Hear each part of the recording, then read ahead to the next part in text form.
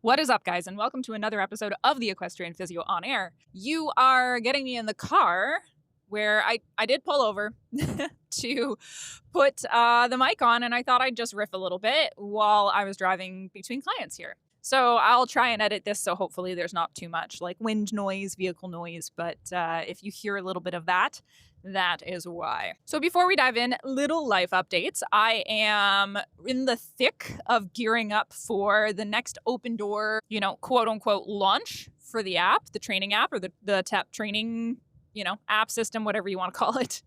But that means that my mind is very much in the development and, I'm always improving things. Like I'm always kind of adding things here and there. But as I'm, moving through the summer and then gearing up for launches, I'm usually very much in the thick of, bringing to fruition things that have been in my head for a long time, always that motivation, that push. So very much going through existing programs and updating them to include more alternate exercises. So there's more equipment variation available, improving descriptions as well within the exercises. So like one of the big things I hear back from you guys is that you really want to be able to connect what an exercise is targeting, like what the goal of something is, to how it applies to riding, which is totally fair because a lot of the time it's hard to make that connection if you're not kind of thinking in terms of anatomy and biomechanics all the time. So for example, like if you're doing a single leg Romanian deadlift, and that's working on hamstring mobility, that's working on end range hamstring strength. How does that actually relate to riding? How does that actually improve things for you? So that's what I've been building in. Also just finalizing the intermediate programs. And another thing, which is probably something biting off more than I can chew, but here we are, is wanting to bring you guys more of a cardio library. Now, it's not going to be like a marathon training program or something. If you were training for a marathon or if you're training for some specific cardio event like rowing or something, please go to a trainer that's specific for that. This is very intentionally going to be a cardio library for equestrians. So it's going to have a lot of information on how to build this into your training program, what that looks like, what you actually need, what does your riding time count as, right? Because it's not wasted effort. It's not like your time in the saddle doesn't count for anything, but it is a certain kind of cardio. So how are we monitoring that? And then different kinds of interval work depending on your sport, right? Because the cardio demands of different disciplines are going to differ. Something like a barrel racer or a roping event, that's like 20 to 30 seconds max of a very high intensity output, a very maximal powerful output. Whereas something like dressage is, anywhere between a 4 to 7 minute, sometimes 8 minutes at your very high levels, moderate to high intensity, but it's usually a little bit like arbitrarily skewed to the high intensity side just because of like the mental effort that goes into it, as well as show anxiety, stuff like that. And then your just regular schooling rides are going to be mostly moderate intensity with bouts of high intensity effort for anywhere between, 20 to 60 minutes, depending on what your schooling schedule looks like. So that is what I'm intentionally trying to bring in. That's what I'm intentionally trying to build up. But because it's not going to be like formal programs yet, I need to provide a lot of education on how to actually integrate it into your program. What do you need? So you're not just randomly picking workouts, which is a big goal of the app overall, is to not just spoon feed you guys what you need, but to actually provide information as to why it's important so that, if you're not training with me forever, if you're moving on to work with someone else or do it for yourself, you at least have the knowledge to pick good people and to know what you need or to build out your own thing. So anyway, between the logistics of building out all of that, I'm also starting a marketing course and kind of working through getting myself in a marketing mindset a little bit more because, selling sucks sometimes where it's like rationalizing with yourself. That you have like a really good product and that is really going to help a lot of people. But at the same time, it's just like, oh, but I don't want to talk about it that much. So that's a little bit where I'm at. Also, just interviewed with a new bookkeeper this month. Woo, entrepreneurship shit. Entrepreneurship shit is what I meant to say, but I said entrepreneurship shit. So there you go. That's what happens when I'm talking too fast. But yeah, you can find her online. She is, I can't remember if it's at the Equestrian Entrepreneur or at the Equestrian Bookkeeper, but I will clarify that for you and put it in the show notes. Anyway, she's fantastic. So if you're looking for business consulting, analysis, bookkeeping, all that good stuff, she's your person. So yeah, so those are the little life updates. Again, if this isn't your jam, just scroll through all of that. But without further ado, let's roll the tape and get into today's topic.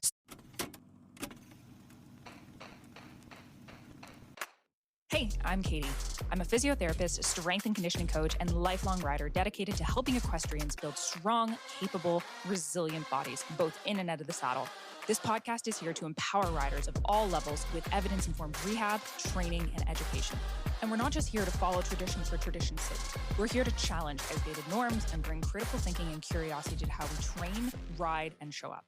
Let's get into it. So today I wanted to talk about something that is kind of weird. Like, it doesn't make sense all the time. We refer to it in research and in rehab as the physical activity paradox. And I'm going to explain what it is and why it relates to riding, but it is this interesting phenomenon. Like, we don't call it a paradox for nothing. So basically, the physical activity paradox looks at the accumulation of research into the different health benefits of recreational sport. So we're talking your recreational cardio activities like running or rowing or cycling, your recreational lifting activities or resistance training activities like going to the gym or going to gym classes or doing, your recreational mobility stuff like yoga or Pilates, right? Your CrossFit classes, stuff like that. So it's comparing all of the documented health benefits of recreational fitness, of which riding falls under as well, right? Recreational sport, to the documented health benefits or risk of occupational physical activity. So occupational physical activity is anything that requires you to move or get your heart rate up or lift shit for work. Right? So you can think of it as the Purolator person who's having to lift a bunch of boxes, someone who is a manual laborer or works in landscaping, your mail delivery person who's walking like 30,000 steps a day just on the job, right? This is all physical activity. Some of it is actually even resistance activity, and it is demanding on the body. And theoretically, those kinds of things should make you fitter. However,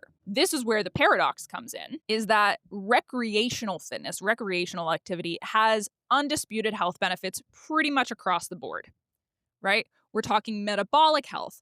Having more muscle mass helps regulate your insulin levels better. We're talking mental health benefits, bone density, joint health, like musculoskeletal benefits across the board, cognitive benefits, right? Like less chance of dementia risk, cardiovascular disease. All of these things are benefits of recreational exercise, whether that's cardio, lifting. We can get into the nitty-gritty of what is best for what, but pretty much overall, being fitter, being stronger, having more muscle mass, having more cardiovascular capacity, none of that is ever going to be a bad thing for you. And even from an injury risk perspective, there is a much higher risk of pain, injury, and illness from being sedentary than an injury risk from participating in sport. Pretty much any sport, except for maybe that like slapping competition. If you guys have ever seen that one where it's just people open face slap each other. I'm going to say that has a very high concussion risk, an almost 100% concussion risk. Maybe don't do that sport. Otherwise, pretty much every other sport out there is going to have much more benefit compared to the risk. Occupational fitness, however, occupational activity really just does not show that in the research. And if anything, it shows more trending towards the harm side, right? We see higher risks of injury. We see higher chance of repetitive use injuries, strains, time off work, disability for pain and injury when it comes to occupational activity. And again, it's really interesting because a lot of these like same things, you say, okay, a Purolator person is lifting boxes all day. How is that different than me deadlifting weights off the ground? And it comes down to a few things, right? We don't have all the answers for this, but I mean, one big piece is that context matters, right? Normally, we're engaging in recreational activity because we enjoy it, because we like that feeling. We like working on body. We like the community aspect of it. We like how it makes us feel. It's our stress outlet. Right? This is especially true for equestrians because we have that other piece where, we're connecting with the horse, right? For a lot of us, the barn is our social club. So there's that social aspect as well, like just a lot of positive things versus those of us in, manual labor type jobs. And again, this is not an exclusive across the board. A lot of people in those kinds of roles don't get the same fulfillment. The tasks themselves are incredibly repetitive, often very unilateral, often targeting, the same muscles or the same joints over and over and over and over again for thousands of reps within a day. They're often also much lower load, right? If you think of a Purolator delivery person picking up anywhere between a 3 and 20 pound box versus when I deadlift, like I'm doing anywhere between 120 pounds for my warm up and 200 pounds for my max lifts for a certain set of reps. So it's just a lot of low load repetitive work. And that just doesn't have the same health benefits there. And sometimes it's pushing the needle too far, right? We also need to think in recreational fitness, there is this balance between the work and the recovery, right? We do the work, we play a soccer game, we go for a ride, we do a lift, whatever. And then usually we have anywhere between 24 to 48 to 72 hours to recover between those bouts of activity. So our body is getting this exertion, it's having these stressors put on them, and then your body recovers and adapts to those stressors by getting stronger, getting fitter, building up the systems that it needs to perform the task. Occupational activity, we don't often get those same recovery periods, especially for things that are seasonal. Like if you think of a landscaper, for example, they are going hard, 12-plus-hour days for several weeks to months out of the year when they can. And then they have a bit more of an off season. So very repetitive tasks, heavy work, not a lot of recovery time. And those are just a few reasons. There are also a lot of other speculated reasons as to why this physical activity paradox exists. But those are the ones that I think are pertinent to this conversation because it brings us back to this idea that I hear in the equestrian industry community all the time.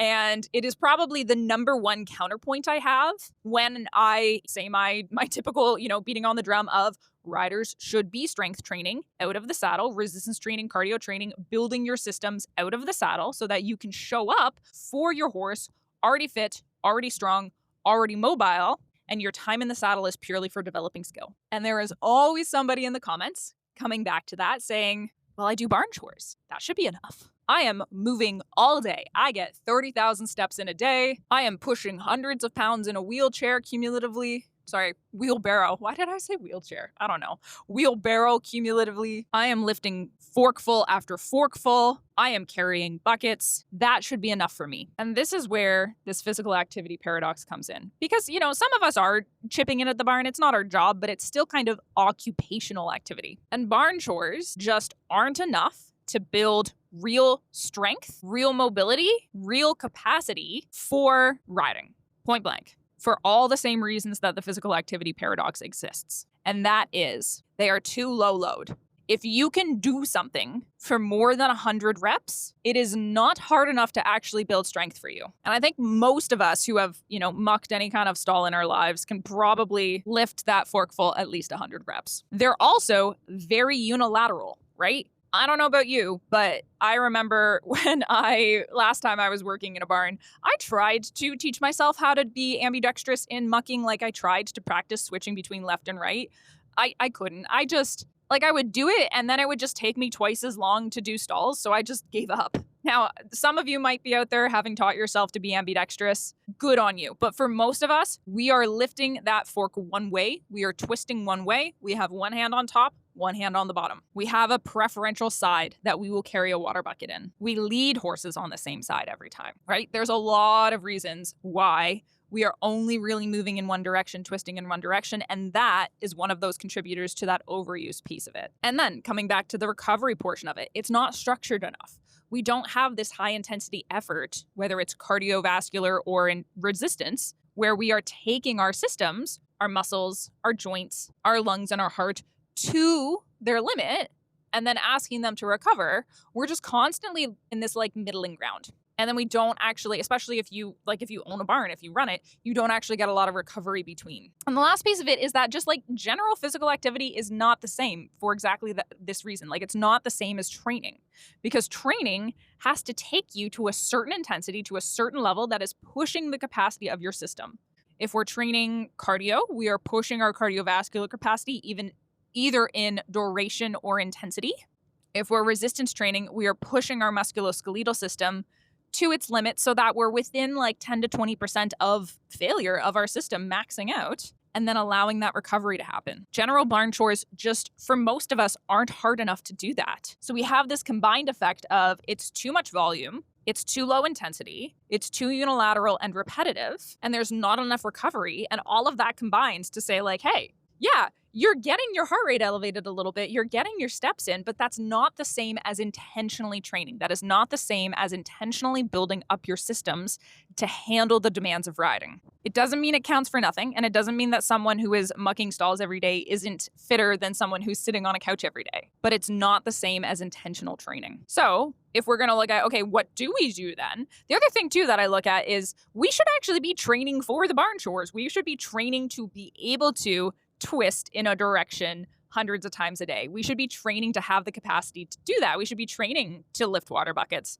Because if we can build our body up to be capable of more than our day-to-day demands, to have this large buffer zone to over-engineer our bodies, then mucking 12 stalls a day is nothing. Riding 8 horses a day isn't actually that hard because it's so, it's like only half of what you're actually capable of or less. If we build up our systems to have this buffer zone, then we're much less likely to hurt ourselves with these repetitive type injuries. And so what does that look like? I know a lot of you are going to say, oh, well, I don't have the energy at the end of the day to do a workout. I was chatting with a friend who's a nurse a little while ago, and I totally get it, right? When you're coming off of a 12-hour night shift, the last thing you want to do is go to the gym. But she's also dealing with low back pain. She's also dealing with carpal tunnel. And these are repetitive stress injuries because her body is only meeting the demands of her job. It is not capable of more than demands of her job. So she's always operating at this threshold of what she's capable of. She's always operating at 100% because that's all she's prepared her body for. And it's coming up as all these like niggling little injuries, aches and pains. Nothing dramatic, nothing crazy, but enough that it's like disturbing your day. And so this is where the concept of a minimum effective dose comes in, right? We don't need to be in the gym for an hour 5 days a week. If you're already super tired from running your barn all day, I get it. But can you do a 10-minute high-intensity cardio session? Push your system that little bit more so that you can build this surplus. Can you do 20 minutes of some heavy squats, deadlifts, presses, whatever, spread that through your week so that you are building your body's capacity to handle more than just your day-to-day demands. It doesn't have to look complicated. It doesn't have to be super long. It doesn't have to be a 5-kilometer or, 3-mile run. It can be very basic, targeted, and strategic to build your body's capacity so that the day-to-day doesn't wear so much on you. Anyway, so that's my rant that I've been holding inside for a very long time.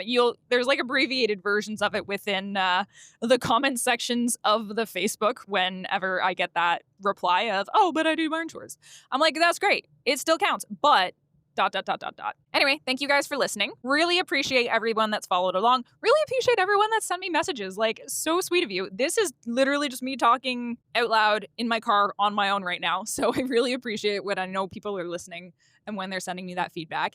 If you are on that bandwagon and you are enjoying these podcasts, I would be so appreciative if you could share this with a friend. Literally just any barn friend, barn bud, anyone who you think would value this information, shoot them this podcast, let them know, hey, I thought you might appreciate this. And if you want to go above and beyond, I would be forever grateful if you could just rate and review. Little stars, whatever platform you're using, leave a comment even. Really appreciate you guys. Anyway, I will catch you on the next one.